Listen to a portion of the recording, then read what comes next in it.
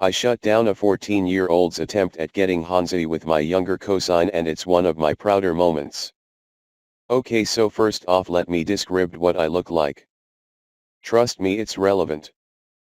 I'm a 20-year-old male 5 feet 11 inches 280 pounds, sport a full beard, wear flannels, jeans and work boots all year round, an avid martial artist, never go anywhere without my fixed blade buck knife. I kinda look like I should be in a motorcycle gang. Really just the Wola 9 yards of intimidating young man. So, basically, even though I'm really a big softie at heart, you probably wouldn't want to see me coming down a dark alley at night. So, I just spent the last few weeks helping this lady I've known for like half my life with the task of running a building at the fair. Well, along with myself and her is her kids, who are my somewhat distant cousins, but by random chance I've grown up with them in 4-H for like the last decade. Anyway, it's her 15-year-old daughter and her 10-year-old son and her 2-year-old daughter. There is also this other lady helping her out who has 2 kids of her own and is a good friend of the lady I'm helping. One of her kids is a 14-year-old boy who has a really obvious and unrequited crush on my cousin. Now this crush thing doesn't bother me at all or anything, I honestly just cringed at how obvious it was when he first showed up. Later on, my cousin tells me about how this kid has already tried to ask her out, but she's basically just not interested and turned him down. The part that becomes a noof is that their moms are close friends, so they keep having to hang out together, and they're actually pretty okay friends. Cool, so now for the actual story. The 3 of us were sitting together running the front table of the building at fair. The seating is important. It's me behind the table, my cousin sitting next to me. Then this kid sitting next to her and kind of kitty corner so he can face more towards her.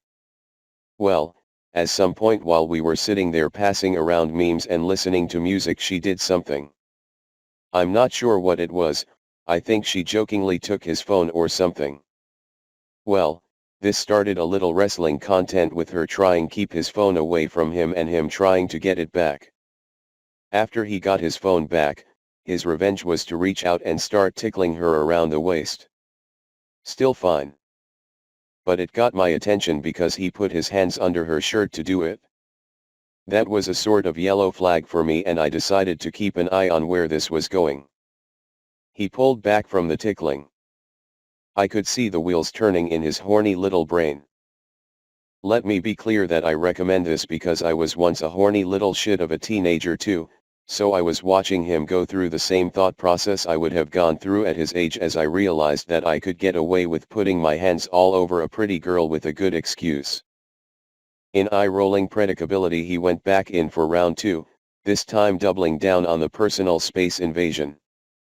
I, having had enough of this, turn my head away from Reddit on my phone and dramatically raise my gaze to look him straight in the eyes, from underneath the edge of my westernish style hat.